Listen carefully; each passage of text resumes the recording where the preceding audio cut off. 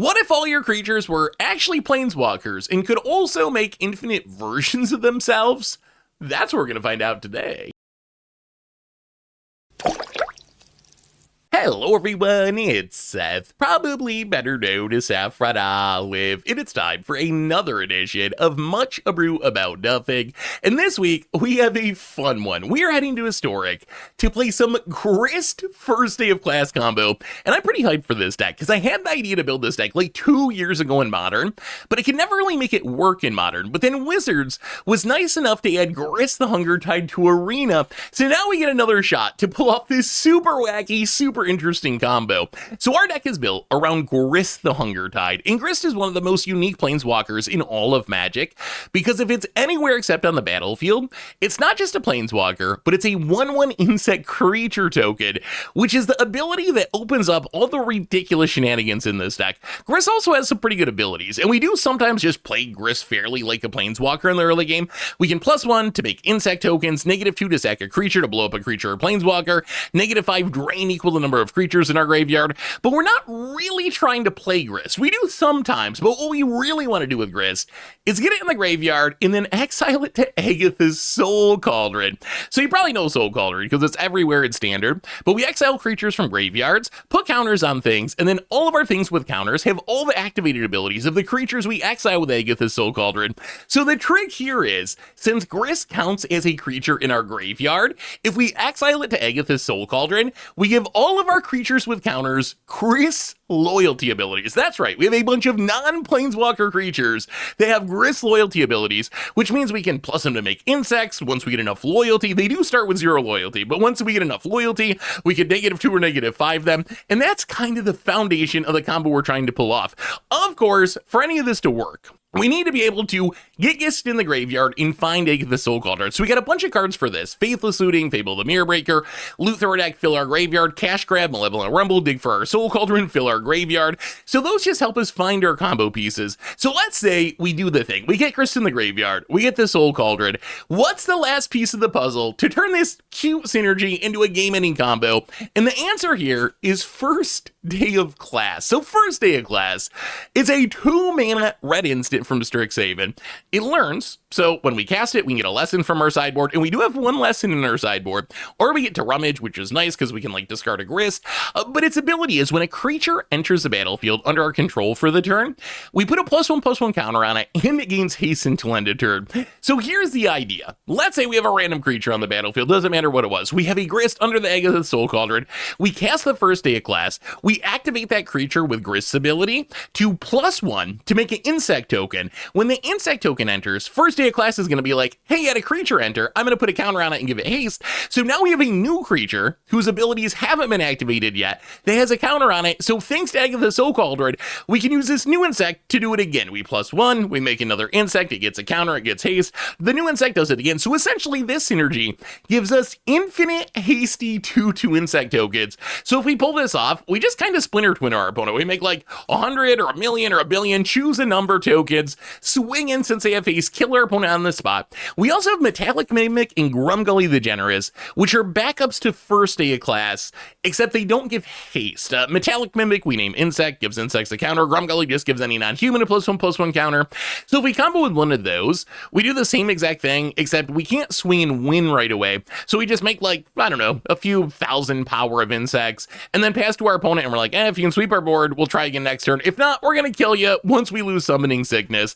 As far as the rest of the deck, a little bit of ramp to speed things up, and Delighted Halfling, Ignoble Hierarch, Fatal Push for removal, mana base, pretty straightforward stuff. In the sideboard, we do have 1 lesson in Containment Breach, and it's actually kind of perfect for the deck. Containment Breach, so if we cast our Learn card, first day of class, we can tutor this from our sideboard, and for 3 mana, it blows up an artifact or an enchantment. If it's cheap, we get a pest token, but one of the ways our combo can fizzle, the easiest way, is our opponent having graveyard hate, because then we can't do the Agatha's Soul Cauldron thing, so we can use first day of class to find Containment Breach to blow up a Leyline of the Void or a Rest in Peace or something, and then combo off. We also have a bunch of other ways to deal with graveyard hate. Haywire Might, Abrupt Decay, Assassin's Trophy. Then we have Ghost Vacuum as our own graveyard hate, Pithing Needle as a catch-all, Damping Sphere for combo, some more removal, Brothers in End as a sweeper, Thoughtseize to pick apart our opponent's hand, and that is Grist first day of class combo, and that's our deck for today. So let's jump into some games and see if we can actually pull off this ridiculous Planeswalker that's actually a creature, turn all of our creatures into that Planeswalker, make infinite insect combo. Thanks for watching, everyone. I hope you enjoy it, and I'll be back in a bit for the wrap-up. Need some magic cards? Well, you can snag them from our sponsor, Card Kingdom, over at cardkingdom.com/mtggoldfish. Want to help out the channel? Well, you can snag these super sweet new dice, playmats, tokens, and more over at mtggoldfishmerch.com. It is Grist's first day of class combo time. We are trying to make everything into Grist and then make infinite insects by giving our creatures loyalty abilities somehow. This hand's got no lands. This is better. We got a Faithless Looting to fill the graveyard. We got a Grist to, well, either player combo with 2 Grists, so I guess 1 for each. See what our opponent's up to. Tapped Azorius land, eh? Well, I mean, I guess we just Stomping Grounds Faithless Looting. All right, Malevolent Rumble's good. Ooh, Metallic Mimic too. So, this is actually very interesting now. We have Metallic Mimic, which fills in for first day of class. We got the Grist in the graveyard. Technically, all we need to win is Agatha Soul Cauldron and a creature on the battlefield, which we can get from the Rumble opponent Wizards class. Historic is such a wild format. You never know what you will find in Historic. Well, let's play the fetch land, crack the fetch land. Sometimes you run into just like these ridiculously weird brews, and then other times it's like, I'm playing Tier Modern Energy. You never know. Let's take the Fable, I guess. Take the Fable. Would have rather found a Soul Cauldron, but a Fable to just keep digging through the deck. To find Soul Cauldron, also fine. See what our opponent's up to. Plains, and wow, just gonna level up that Wizard class. All right, Divination with extra steps. We've done it. We have done it about it. Passes. Well, maybe we're just a Fable the Mirror Breaker deck at the moment. Well, let's play the land and play a Fable. We could play a Grist, but Grist would be more valuable if our opponent had a creature to kill or something. Just running it out to make an insect isn't that exciting, because if we find a Soul Cauldron, we just make infinite insects. We even have, I mean, literally, if we just top deck Soul Cauldron, we go infinite next turn. We don't have haste, because we don't have first day of class, but we still, oh, it's an enchantment deck. Okay. Cetacean Champion. I see where, oh, well, hello, friend. We would still like to hit first day of class, because if we do, then we get haste and we win literally right now. We're going to discard the Grist and the Fable. If we don't find first day of class, which we don't, I mean, we can still go infinite with Metallic Mimics. So, Soul Cauldron. And play Technuma. Get down Metallic Mimic. Who would have thought we'd be comboing with Metallic Mimic in 2025 on Insect? And now the real fun begins. So Soul Cauldron exiles a Grist, which in the graveyard is a creature. Put a counter on, I guess, the Goblin. And now we have a Goblin Grist, which can take up to make an insect, which is a counter because of Metallic Mimic, so we can do it again and make another insect. And now we can do this all day. If we have first day of class, we win right away because we can attack like Splinter Twin. Sadly, we have Metallic Mimic, which means we just make a huge board of insects and then pass and be like, if you can wrath our board, then I guess we continue. If not, then got him. And opponent does not have an answer. The infinite insects and scoops it up. And okay, that was most of the combo. I think we bring in a little bit of graveyard disruption. I really do not have a great sense of our opponent's deck. So it's stuff like Abrupt Decay, Assassin's Trophy is in case our opponent has graveyard interaction that we can blow it up and still combo off. That's the theory, at least. Thought Seizes seem good. We might be able to maybe trim Fatal Pushes, like a couple. We did see the Cetacean Champion. Oh, we need to cut one more of something. I guess we can go down Ignoble Hierarch and... Oh, right. Yes, we're playing 61 cards to play one Gaia's Blessing, which I'm probably going to cut from the deck. Yeah, let's run it like that. On to game number 2, we're going to be on the draw for this one. Yeah, the Gaia's Blessing. Twitch chat talked me into playing one Gaia's Blessing, because if you have Gaia's Blessing, when you do the combo, you mill it over and you can just actually go infinite. The thing is, it's actually really bad in the deck, because if you're trying to set up the combo and you like mill it over to a Cash Grab or a Malevolent Rumble, then it shuffles everything back in. So I just forgot to cut it from this build. So we'll cut that. We'll cut that in the future. Is this just like Bant Enchantress? I mean, our hand's pretty good. We got a Looting, we got a Grist. Got a Fable. We'll just grab a mountain so we can faithlessly loot. And pitch a forest. Well, I guess we pitch the Grist. It's always tough when you have a Grist. It's like, am I planning on playing this and using it like a Planeswalker? Am I getting in the graveyard to try to set up the combo? Well, okay. I'm glad we got a Fatal Push. As much as I would like to be doing other things, we gotta kill the Sethis. Sethis is just way too scary. Especially with our opponent on the mulligan. That's their dig out of a mulligan card. Without that, hopefully our opponent... Okay, Generous Visitor, sure. Oh, how much do we care about Generous Visitor? So we can play the Delighted Halfling. Yeah, I think we're just gonna pass. We're just gonna pass. We can kill the Visitor. We can kill a Sethis or something if they play it. Wizard class. All right, let's just kill the Generous Visitor. And then next turn we have the mana that we can Thoughtseize plus Fable. Found it. Gonna do a little divinationing with our Wizard class. Draw a couple cards. Sure. Well, step one, Thoughtseize you. Let's see what's going on over in Enchantmentville. Sterling Grove, Generous Visitor. Well, we're gonna take Sterling Grove. Run out the Fable of the Mirror Breaker. Play the Copperline Gorge. I think it's worth tapping the Halfling, because holding on to the Boseiju seems fine against Enchantress. Like, we might actually need to use Boseiju as removal. Found it. Generous Visitor number 2. And Cetessin Champion. Well, you know what? We're just going to pitch both of them. We need combo pieces. Ooh, that's a Soul Cauldron. There's a Grist in the graveyard. So this is not infinite, because we don't have the First Day class, or the Metallic Mimic, or the Grumgully, but... we can still get a Grist under the Cauldron, start making some insects. I guess we just go counter on the Goblin. And Grist, take it up, make an insect. I guess we get in and pass the turn. Well, I mean, we're fully set up if we draw a First Day class or Mimic or something. Then we just go fully infinite. As it is, we're still just, an opponent scoops it up. I think we're just kind of winning that one fairly, even without the combo. That went pretty good. That is the power of First Day of Class that we didn't even draw. Soul Cauldron First Day Class faces looting a bunch of lands. We can loot away extra lands. I mean, we are a Grist in a body away from winning the game. Like, we got the Cauldron, we got the First Day Class. All we really need is a Grist in the graveyard and a creature on the battlefield to start the fun. Is this the I'm playing a modern deck version of Historic, or I'm playing a pile of cards I like version? All right. Delighted Halfling's not great with this hand, but it's fine. A little extra mana never hurts. Opponent leads on what? Snow-covered swamp? Okay. Not sure what's happening over in opponent land. I do respect the Yargle avatar, though. It's no Fleam, but it's still, you know, old school. Oh, it's an artifact deck, artifact land. Well, let's do a little looting. We got the creature. We could win the game here. Oh, we're not that lucky. All right. If we had hit a Grist there, we could actually just go turn 2 infinite, which is, well, I guess turn 3 infinite, because we need mana to cast a First Day class. We will discard a First Day class and a swamp. Play the land, and I guess we just get a Cauldron down. We have 2 of them. This does kind of let our opponent know that we're doing something funky. Like, at this point, I think people, when they see a Cauldron, expect some sort of combo. They might not know what the combo is or what we're doing with it, but I think they expect that there is some sort of combo going on in the deck. Bank Job. Not sure what that does. Don't care what that does. I'm going to combo you.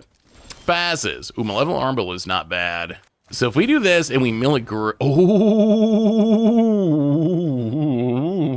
okay, wait, we win, right? That's game? I think that's game. Play the land, crack the land, get a mountain. We can play the First Day of Class. We got the Cauldron on the battlefield. The Grist is in the graveyard. And here comes the insects. We might as well grab the Containment Breach just so we can blow up whatever that card is our opponent played. Grist, and add a counter to, doesn't really matter. Opponent's tapped out. Put on the Halfling, and now we'll make an insect. It gets a counter. It gets haste. Do it again. It's a 2/2. So now we just got to do this like 10 times, and it's basically Splinter Twin. Insect Splinter Twin. But it's pretty similar to Splinter Twin. That is a hasty infinite board of attackers. Well, make an insect. And I think we'll make an insect. And you know what? I think we're going to make another insect. And we might make even more insects. So the combo, we knew this literally forever until we ran out of cards in our deck. That was the theory of adding Gaia's Blessing. The thing is, we don't need to do it forever. We only need to do it enough to kill our opponent, and the Gaia's Blessing is too much of a cost, but our opponent, a little bit dead. That was what, turn 3? That is about as fast as this deck can theoretically win. Turn 3 infinite combo. Kind of impressive, actually. Sideboard-wise, what are we doing against this deck? I guess we didn't get to see much other than an artifact land and bank job, so I guess we just do a little Thought Season and run it like that. A lot of hands with no lands look good because you just have so much action that your odds are you're going to have the cards that you want, but without being able to cast them, it doesn't actually do anything. This is fine. What do we put to the bottom, though? Maybe the Mimic? It is a combo piece, but it's worse than First Day of Class as a combo piece. We definitely want Fable. We definitely want Halfling. I guess greed mode would be to put a land to the bottom and just trust that we're going to draw another one. Which, if we actually just stick Halfling and play turn 2 Fable, that might actually happen. Could get rid of the Haywire Might, but just like, we've seen all the artifact lands. So I feel like Haywire Might's really good. Yeah, we're just gonna play it safe. We'll get rid of the Mimic. We'd rather combo with First Day of Class anyway. Like, given the choice, First Day of Class is just the better of the two ways to combo in the deck. I kind of want to get more of a sense of what our opponent's doing because I honestly have pretty much zero idea what our opponent's deck is actually up to. All right, opponent leads on a Black Cleave Cliffs. Well, we will match that with a Forest and a Delighted Halfling. So what do you think when we go back to Lorwyn? Are we getting Kithkin or Halflings? Are Kithkin just Halflings now? I'm guessing Kithkin, actually. I'm guessing that they stick with Kithkin. But we'll see. Extract the Truth, okay. A little expensive, but flexible Thoughtseize action. Sure. Going to extract our Fable, which actually does make our hand way worse here. Oh, there's a First Day of Class. I mean, we're kind of far away from comboing at the moment. We still need a bunch of pieces. We need Grist, we need Cauldron, but it could be helpful eventually. Plus, the nice thing about First Day of Class is we can always just loot it away. That is the upside of Lessons. Well, let's keep on ramping. Delighted Halfling. I don't even know if we expose the Haywire Might. Let's get in Hitcha. Like, we could run it out, but then our opponent could kill it. We've seen good enchantments in their deck. On the other hand, leaving our hand, our opponent could extract the truth. I was going to say Thoughtseize, but apparently that's not our opponent's style. Lagomos? What is happening? What is going on in our opponent's deck? Lagomos can make a token, sure. So if our opponent gets 5 creatures, I can sack them and tutor. Opponent gets in, hits us for 2. That's fine. Well, let's crack this Prismatic Vesta. Snag us a mountain. So the token's going to go away. Yeah, I am at a loss for what our opponent's deck is trying to do. Definitely a brew of some kind. The thing is, Historic is a powerful enough format that sometimes if you don't know what's going on, that means you're just about to die. Like, look at our deck. It's something that I don't think anyone else does, but you can, ooh, that's a Grist. I think we might just, Grist away the Lagomos. I was thinking our opponent was like an enchantment or an artifact deck, but now it's looking like maybe they're a sack deck? Well, we're gonna play Grist. And I think we're just going to cash in this Haywire Might. We can play the Haywire Might, so we don't have to sack a Halfling. Take down Grist. Blow up the Lagomos. I don't know, that Lagomos just scares me. It doesn't seem like it should be able to pop off here, but it's a weird enough card. But then we saw extract the... I don't know what's happening. Usually I have a pretty good sense. If I play like standard or modern or even timeless, like by turn 1, turn 2, turn 3, I'm like, all right, 9 lives familiar. Okay. I'm like, I know what you're doing. I got a rough idea of what you're doing. I have a pretty good sense of what your deck's trying to accomplish, even if it's a brew. In this case, I have no sense. Take up Grist. Millipatha's suiting, not bad. Of the Meowbreaker. So 9 lives familiar. Basically gets to die 9 times and comes back on the end step. Well, I guess that if you get 5 creatures in Lagomos, in a Jet, I feel like our opponent's playing a Brawl deck. I feel like this is Deadly Dispute. Gonna say, oh, look at that synergy. Sack the 9 lives familiar. Draw some cards to get a treasure, and that's only one of the 9 lives, so it's gonna come back in a curse. Okay, so it's definitely some sort of sack deck. Interesting. Well, opponent gets back to 9 lives familiar. We are going to loot away. Oh, do we keep the first day class? Yeah, we want a combo stone. We're gonna hold on to it for now. Well, since we got nothing else going on, let's faithless looting. Draw a couple cards, discard a couple cards. Well, let's pitch a Grist. Yeah, let's just pitch the first day class. I think we're actually gonna try to we're gonna try to win this game fairly. It is time for some goblin beats. Take up the Grist. Oh my god, the top card was Soul Cauldron. Okay. Man, if we were patient and waited one more turn. If we just waited one more turn and held on to the first day class, we would have just went infinite next turn. All right, well, all right, now surgical extraction on the first day of class. Well, okay, I guess we weren't gonna go infinite next turn, so we knew all along. That's why we're going on the fair game plan. We had it in the spidey sense that there was a surgical extraction. Definitely that. Well, let's get it with a goblin, an exalted goblin. Thanks to the Noble Hierarch. Opponent. I mean, they have... okay, they're going to block with the Curse Mound Wedge. They kind of have free blocks with the 9 lives familiar, too, because it just keeps coming back. Still has a lot of lives to go. So opponent gets a card from the Spellbook. Leyline of the Void. Okay. Well, that would be a problem. And a black... oh, the Black Cat's from the Spellbook. Okay, that... I was going to say, they have Black Cat in their deck? But from the Spellbook, that makes sense. Well, flip the Fable. The Leyline, it's kind of funny. It's a little late. It's a little late. Like, if we draw a Soul Cauldron, we can still do the thing. Because we already have a Grist in the graveyard. And Leyline only gets rid of past cards. It doesn't get rid of future cards. What do we do here, though? Like, is this just beat them down mode? Let's play the land. Let's... go to combat, get in with a goblin. We got to kind of play the land because of the Black Cat. Otherwise, it would be worth holding on to for like a faithless looting effect. But they can just block with the Black Cat and make us discard anyway. Our opponent can block with a 9 lives familiar. Sure. Grist. I guess we keep making insects. And opponent gets back the 9 lives familiar. Fabled Passage. Maybe this is like a weird Yawgmoth deck. It could be Cauldron Familiar, like Witch's Oven shenanigans. But why is there a Jet Medallion? Why Jet like, I feel like it's got to be trying to go infinite somehow. And I'm just not seeing how they're trying to go infinite. But I feel like they're trying to combo. I just can't figure out exactly how. But the Jet Medallion is just so sus if you're playing just a sack deck. Or maybe... it's just sus. That is also possible. All right, so what do we do now? I guess at some point we just literally start swinging out. Just kill your blockers and start swinging out. Let's make another goblin. Swing with everything. I guess I can block the Ignoble Hierarch, but it really doesn't, and kill it. But if they do that, they're taking more damage, so we're kind of fine with that. We might be able to close out the game in like 2 turns. Plus, we could ultimate Grist, I guess. That is... definitely not high in the list of things we intend to do with the deck, but a Grist Ultimate win could be cool. Yeah, so this is one of those just piece it together kind of games where we just never really found the combo pieces, so you just try to win however you can. Opponent gonna block and block. I guess we would have got through even more damage if we just Fatal Pushed like the Black Cat.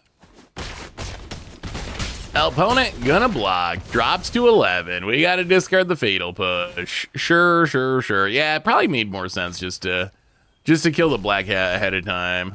Well, let's take up the Grist. Opponent gonna get back the 9 lives familiar again. Still 5 lives left. Opponent, Torpor Orb. Okay. Wait, is that... ooh, Grumgully. Man, we were actually very close to comboing. I think the lesson of this game is we should have just been more patient and held on the combo pieces. I don't think it matters because we're still going to win because I don't know what our opponent's doing over there. Well, let's play the Grumgully. Let's copy the Goblin. Swing with everything. Leave back the Hierarch. All right, 9 lives familiar. Gonna block a Goblin. Found it. Takes their beats. Down to 3. 9 lives familiar does its thing. Do we have enough creatures to win? No, we do not. All right, well, So I guess the ley line's doing something, because it's keeping us from having enough creatures to be able to just win with the ultimate. But I think we just win fairly here. Opponent, down to 3. Need a good draw. It needs to be not an Overlord of the Baelmerk. Lagomos, yeah, we have played an entire match, and outside of generalized sacrifice synergies, I am still not exactly sure what our opponent's trying to do. I wish, this is the kind of match that makes me wish there was a, like, at the end of your match on Arena, get your opponent's deck list feature. Not because I necessarily want to play their deck, I just want to try to figure out what's going on with the deck, because I still have no idea. Well, hey, combo in game 1 and grind them out in game 2. We'll take it. I'm still trying to figure out what that 9 lives familiar. Oh, it's Eldrazi. That 9 lives familiar player was doing. Okay, well, now we get to see the I'm playing a tier modern deck version of Historic. From now, this is exactly what I was trying to describe. Historic is a format where you go from someone trying to brew with 9 lives familiar to someone playing a more or less like card for card modern deck, or pretty close. Sets up the top of their deck, gonna play a forest, and Utopia Sprawl, getting their ramp on. Play a Copperline George and pass the turn. All right, Mindstone, gonna keep on ramping. Well, let's do a little cachet grabbing. Ooh, I mean, I think we gotta take the Cauldron. Although Double Fable of the Mirror Breaker would also be good. But I think our most realistic plan against Eldrazi is just going to be to go infinite. I mean, that's our most realistic plan against most decks. Opponent land passes. Well, we will play a land and get down our Fable the Mirror Breaker. If we just, like, top deck a Grist, we just go infinite next turn. We got the first A class, we got the Cauldron. Like, all we need is a Grist in the graveyard. That is the final piece of the puzzle. The scary part is our opponent's got a lot of mana. 1, 2, 3, 4, 5. I mean, they have 6 mana for Eldrazi, 5 normally. That is... Oh, no. No, no, no, no, no, no. That is a Karn, and life is now bad. Opponent. Tutors up a Tormod script. Well, now we can't even activate our Egg of the Soul Cauldron. If we could activate our Egg of the Soul Cauldron, our opponent would just kill it, exile our graveyard anyway. Yeah, Karn is really good against us. Ugh. Discard 2 lands, find another one, and another Cauldron. Well, hit the Karn. Now no one. Do we... Yeah, I mean... I think we actually play the Cauldron. We can't activate... So, it's kind of funny what goes into this. So, the upside of playing Cauldron is it means if we get rid of the Karn and we find the Grist in the graveyard, which we have the first day of class, which lets us rummage. So if we draw Grist, we first day of class, rummage away the Grist, get the haste, get the counters, combo off. So basically, it sets up our combo better. The downside of playing the Cauldron is it lets our opponent know, first off, what we're doing. Second off, that protecting Karn might be important. Although they do have an extra layer of protection with the Tormod script, so we need to fight through multiple things. But it takes up the Karn, eats our treasure. Sure, I mean, they're 1 mana away. Oh, they don't have it? Oh, this might not be good. So yes, it's nice that they're not casting the Devourer and just getting a massive body down. The problem is, this might just mean Kozilek's Command, and if they have Kozilek's Command, we're kind of screwed. Well, we could have first data class to haste in the Reflections of Kiki Jiki. It just doesn't really do much. Like, if they have Kozilek's Command, they make enough blockers that we couldn't kill the Karn anyway. If it, like, guaranteed killing Karn, it might be worth spending the first day of class. But I don't think it's worth it just to haste 1. Yeah, there's a Kozilek's Command. And I think we're actually just dead. I don't think we can actually get back in it from there. Huh. Eldrazi, pretty good. One of the weird quirks of Historic, I know I get what they're going for. And I think I even agree on some level. But it will always be weird to me that they ban Blood Moon, but then allow, like, all the soul lands, Eldrazi's Temple. I guess they didn't allow Ancient Tomb, but like Eldrazi Temple, Ugin Sanctum. So you play against the Eldrazi deck that's just playing all these 2 mana lands. And I always feel like I can't punish it the way I would like to with a Blood Moon, but such is life. But I think that the idea is that they're trying to differentiate between Timeless and Historic. We get to play first, which is good. I still don't know if this is a good matchup for us by any stretch. This hand looks pretty good, though. This hand actually looks kind of great. We got the Grumgully, one of our backup first day classes. We got the Cauldron. We have a way to fill the graveyard. Opponent has a Devourer, sure. Well, Delighted Halfling, go. So in our dream world, we Delighted Halfling this turn. Next turn, we can play Grumgully. The next turn, Malevolent Rumble, Milligris, Soul Cauldron, Infinite, GG Eldrazi, opponent, untap land, and Utopia Sprawl. All right, always got that ramp going. There's a Fatal Push, which is kind of medium. Well, I mean, we're going to stay course. Grumgully, uncounterably, go. No one expects the Grumgully. No one all right, opponent's going to rumble. Okay, this is a huge rumble for us. If we rumble well, we literally win the game. On the spot. If we do not rumble well, then Eldrazi get more time to do their thing. All right, opponent has a tap land. Opponent, so they shouldn't have any interaction. Come on, deck. Come on, deck. We draw another Cauldron. Well, I mean, let's get ready to rumble. Oh, no Grist. Well, okay. We can take an Ewit, which is okay. Play the land. I really feel like that was our best window. Get in with the Grumgully. The problem is once our opponent gets to leave up interaction, it gets a lot harder because Kozilek's Command, which is an absurd Magic card that people I don't think realize how absurd Kozilek's Command is, but my God, is Kozilek's Command an absolutely ridiculously absurd Magic card. But Kozilek's Command can also somehow exile cards from the graveyard, so it gets our combo in mult. This might just be a really bad matchup between the Karns and the incidental graveyard hate. It might just be a tough matchup. Well, let's get down the sad Cauldron that can't win us the game yet. On the other hand, we could draw. All right, opponent's just going to evoke a Nildrifter. That is fine. I really wanted Nildrifter to be more of like an actual good card. I love the design of it. It's just like such a cool callback. Opponent tap land. All right, we get another shot at, wow, opponent gonna throw away their spawn. Okay.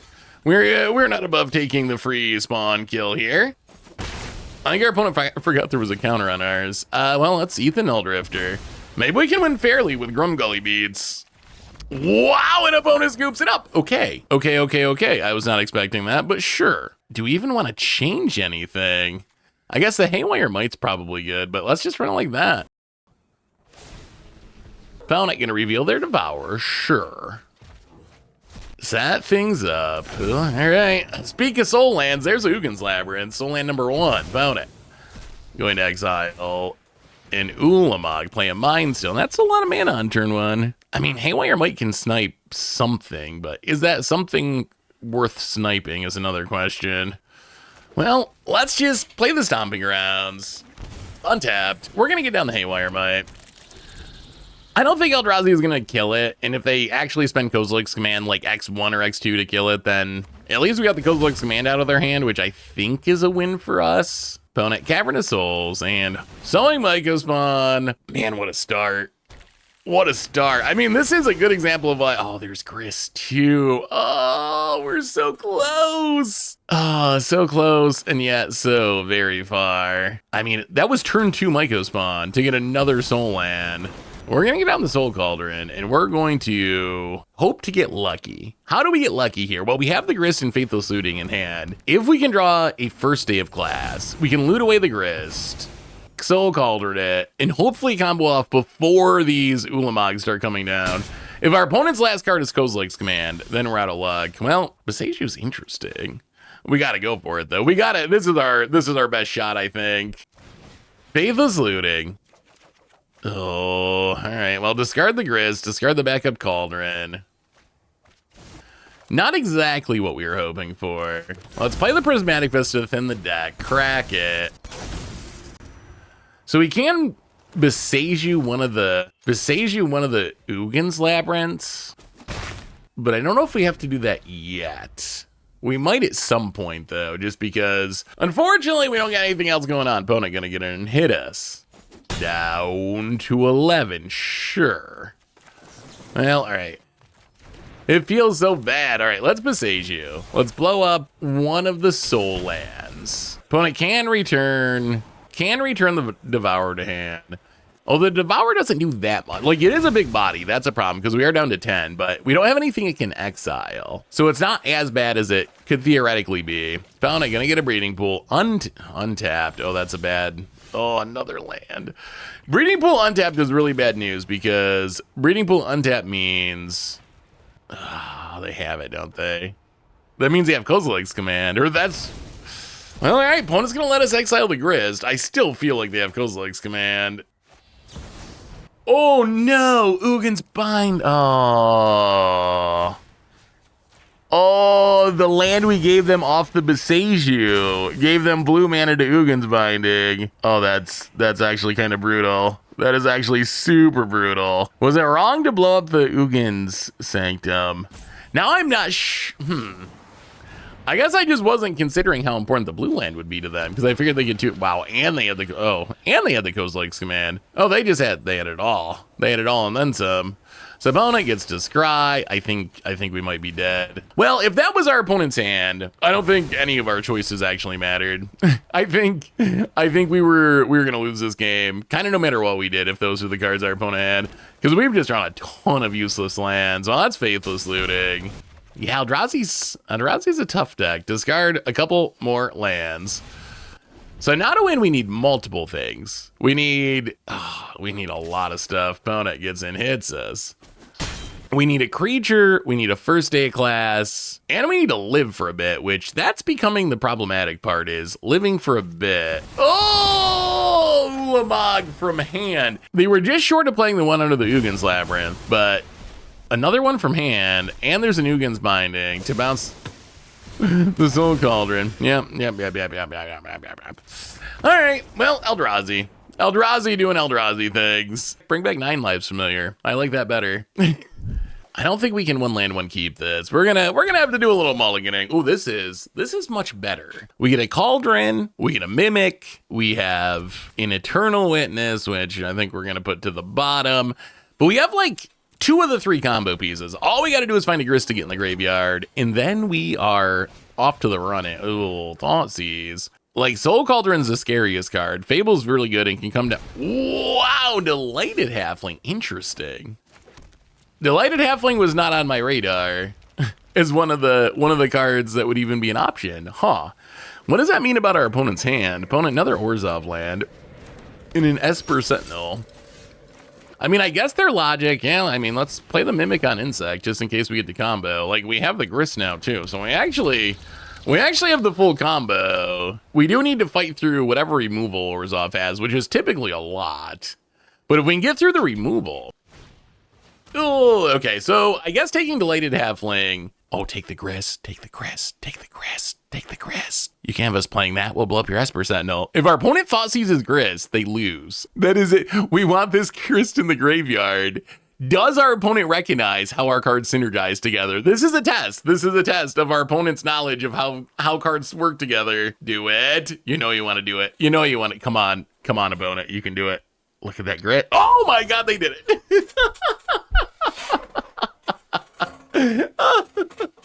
Opponent chooses to kill themselves. So there is a chance that they just have some sort of interaction here. And that we're going to look like a fool. But if they do not have interaction, I mean, they put the Grist in the graveyard for us. Yeah, we'll pay the 1 so you don't draw a removal spell. I get the Soul Cauldron. We got the Metallic Mimic on Insect. Exile the Grist. Put a counter on the Mimic. And opponent does not appear to have interaction. Well, okay. Insect. And how about an Insect? Our opponent did this to themselves. They did. I mean, we still would have been able to combo eventually, but they just sped it up by like at least 1 and maybe 2 turns by Thoughtseizing the Grist. Oh, well, I guess that's a pretty good sign that people don't know about the synergy. So the only bad news here is since we're comboing with Metallic Mimic, we don't have haste. So there is a chance our opponent could untap in Temporary Lockdown, Toxic Deluge, something like that. They could untap and do something that makes us die. We're just going to make enough insects that we win the game. Did we win the game next turn even through a removal spell or 2 or a blocker or something? Whoa! They top deck the Fragment The top deck the Fragment Reality, but it's too late because we already went infinite. Oh, you know what that means? That means if our opponent just thought seized literally anything but Grist, they might have won this game. If they thought seized like the Fable, then they would have drawn the Fragment Reality, which would have let them deal with the Soul Cauldron, and then we wouldn't have been able to combo, and then it's really anyone's game. Huh. So we see a bit of removal, a couple of thought seizes, and an Esper Sentinel. I don't know what, I mean, I'm assuming, being in white and black, they're probably going to have Graveyard Hate. So we're going to bring in some answers to Graveyard Hate. I think it's, in a lot of matchups, it's worth bringing in at least a couple of answers to Graveyard Hate. And yeah, I guess maybe a Thought Seize, run it like that. And oh, we got the first day class. Yeah, that sounds fine. This deck tends to have a lot of keepable hands. I know sometimes they play combo decks, and it's really important to like mulligan to find the combo pieces. I don't think this is one of those decks for a couple of reasons. One is we can function pretty well fairly, like Delighted Halfling into Grist or Fable, like that's a fine fair start. The other reason is we just have a ton of ways to dig for our combo pieces between the Malevolent Rumbles and the Faithless Lootings and the Fables. We have a lot of cards that can find it, so it's not like we have to try to mulligan to find a Soul Cauldron or a Grist or a first day of class. So opponent leads on Esper Sentinel. Shocks themselves here on turn number 2 to play 8 She-Old Rosita, gets rid of our Delighted Halfling, and beats us down to 19. Well, there's a Grist. Well, let's play the Delighted Halfling. We're once again at the stage where if we draw one card, Bitter Blossom, okay, sweet. Well, I like the Rumble. I mean, if we can just find a Soul Cauldron, actually, wait, if we find a Soul oh, let's just play the Fable. Let's just play the Fable and pay the 1. I really don't want to give them cards. With our opponent missing land drops, I feel like not giving our opponent cards is the right plan here. All right, opponent hits a land anyway. Or else we could have Malevolent Rumble not paid, and if we hit a Cauldron and a Grist to get in the graveyard win. Playing the Fable lets us discard the Grist we have in Dawn of the New Age, discard the Grist we have in hand, and next turn, if we can find a Cauldron, well, pitch the Grist, draw Mountain. Well, let's play Prismatic Vista, crack Prismatic Vista, grab a Forest, do a little rumbling, Cauldron. Yeah, well, we're not gonna let you draw. We're gonna pay the 1. Well, okay. Eternal Witness, not a Cauldron, but it's still good. Let's get in with a Goblin. We still do need another piece, though. I guess we just rumble now. We still technically have the mana. Let's take a Grist for hand. All right, well, no Cauldrons. No Cauldrons yet. We still have a couple of Faithless Lootings we can flashback, though. It's kind of cute. It looks like they might be white-black tokens, which... Oh, it's a Lingering! Aw! Oh, that's... Okay. I like our opponent's deck. I miss white-black tokens. White-black tokens was a modern budget deck that I really liked back in the day. Lingering Soul, Spectral Procession. We couldn't play Bitter Blossom because it was too expensive for the budget, but it actually worked pretty well. It was like a pretty solid budget deck. It cannot keep up anymore, but maybe this is the place it can keep up. There's just some sort of nostalgia for me seeing a Lingering Souls cast. I don't know why, but that card is just like, reminds me of an era of Magic that I really enjoyed. Well, that's Faithless Looting. Once again, we will pay the 1. We're not giving you free... there's the Cauldron. Do we have the mana? I think we have the mana, right? Let's discard. We can use the treasure for red. Yeah, we're good. So, I mean, this should be the combo kill, right? 1 and 2. Uncounterable Soul Cauldron. And then crack you, red mana, and it's time for the first day class. Sure, get a Containment Breach, not that it matters. And now, we exile the Grist, and it is Infinite Insect time. Counter on the Goblin, doesn't really matter. And let's have a little bit of fun. Goblin Grist, make an insect, which is a Grist, which we can dig up to make an insect, which is still a Grist, which we can dig up to make an insect, which is still a Grist. And the only thing about this is we just got to make sure we count enough. So opponents at 16, they have 4 blockers. So we're going to need at least 10 attackers. All right. Well, let's make an insect. I mean, but this is a full haste combo. We do not have to wait a turn. There is no fear of a temporary lockdown. The insects are coming for you. do a little milling, do a little insecting, do a little milling, make another insect. I mean, I think we're getting close. We're getting close. That should be enough. Just want to make sure that you don't end up short and miscount, because that would be very sad to do all this work and then lose when you could make literally infinite tokens, but just lose to not wanting to click as much. I mean, the combo's actually kind of good. I'm curious. Let me know what you think of this combo. When you see this combo, are you like, oh, that's super cool, I've never seen this before, Infinite Grist? Or is your first reaction, oh, it's Agatha Soul Cauldron, duh, of course it combos, like, you broke Agatha? I'm really curious how people view it. For some reason, for me, I really like Agatha Soul Cauldron, the card. That's why I hope they don't ban it in Standard. Although I would be perfectly fine with them banning it. Like, I want the power level to be in charge. An opponent finally realizes what happened and scoops it up.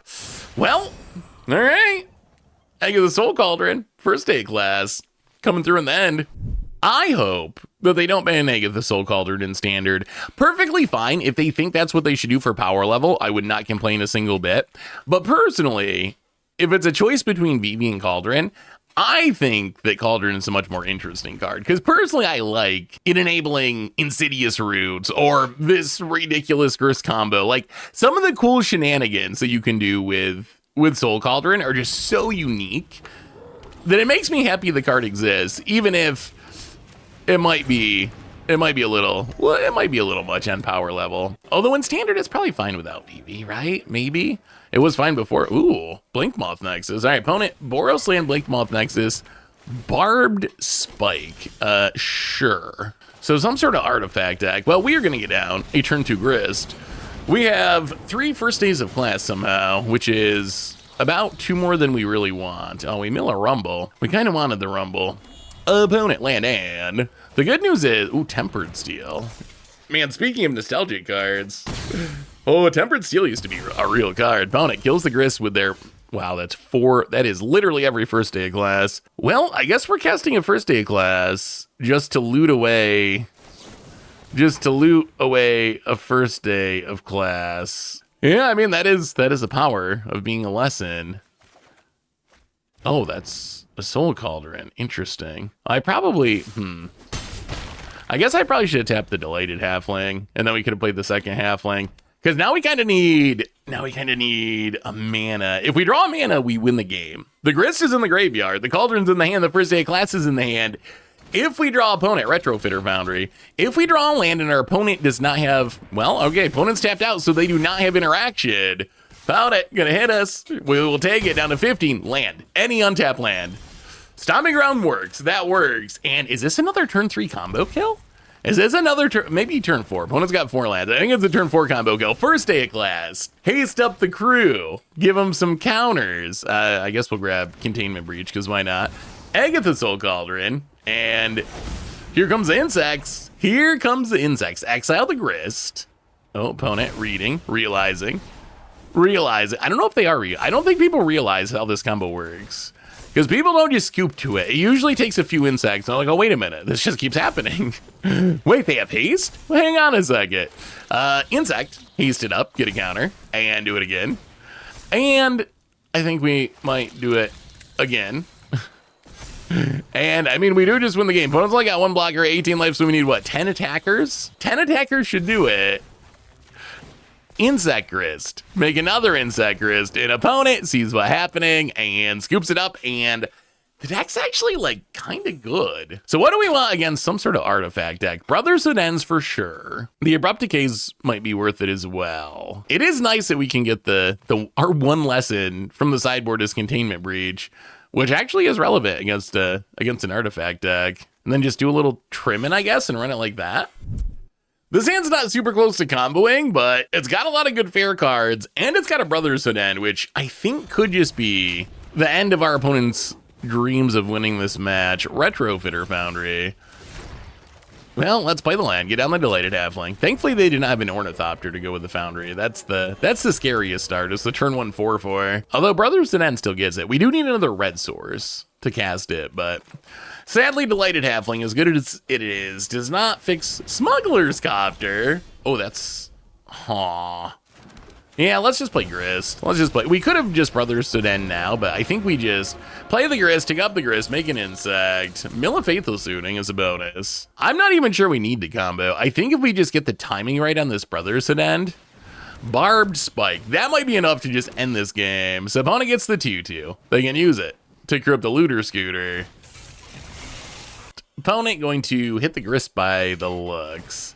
All right, opponent hits the Grist. I think we just cast the Brothers to End. I think we just cast it on artifact mode, and wow, they didn't even hit it. Oh my god, and it's another one. Let's see if we can end this Brotherhood. Yeah, Prismatic Vista, Crackit, Mountain, and GG. I mean, our opponent does not necessarily, like, they could try to rebuild. This is a 4-for-1 though. I mean, this undoes everything our opponent's done this entire game. Blow up all artifacts, mana value 3 or less, and opponent decides that our Brotherhood is at an end. And, well, that is first day of class Grist combo. The deck's actually pretty good. So what do we learn this week about Grist first day of class combo? And the deck actually worked pretty well. All in all, we finished with a 59% win rate across almost 30 matches with the deck. I've been playing this deck a lot just for fun, and it actually seems like it's pretty competitive.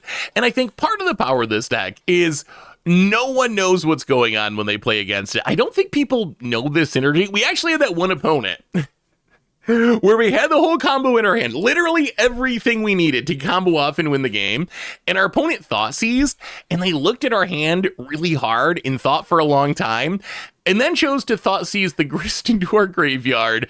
And then we just untapped, played Soul Calder, exiled the Grist, comboed off, won the game. So people just really don't know what's going on with the deck. So you definitely get some bonus points out of this deck just from the lack of information that our opponents have. I guess once people figure out what the deck's doing, it probably gets a little worse because then they'll know how to fight it more. But as for now, the deck actually seems oddly competitive. And I know that sounds strange because it's a 3-piece combo, really. To go fully infinite, we need Soul Cauldron, we need Grist, and we need first day of class or one of the backup first day of classes.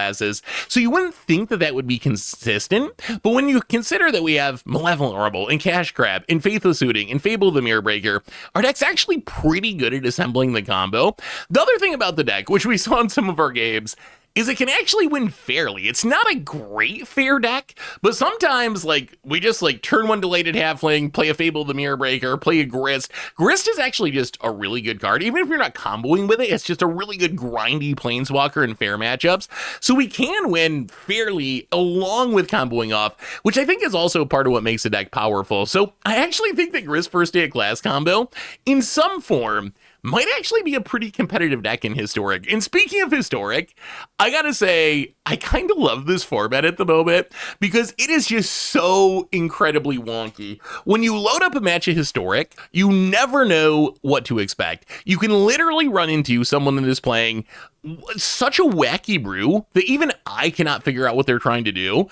Or you can run into someone that is essentially playing a copy and paste of a tier modern deck like Energy or Eldrazi, and you just never know. Like, the power level disparity is so incredibly huge. We run into people playing like Wizards class and 9 Lives Familiar, and then the next match would be like Soul Land, Soul Land, Soul Land, Karn you, Eldrazi you. It is just a really, really chaotic and weird place with a lot of people trying some interesting things. So I actually really like that Historic isn't super popular right now. Like, there's not tournaments for Historic or anything.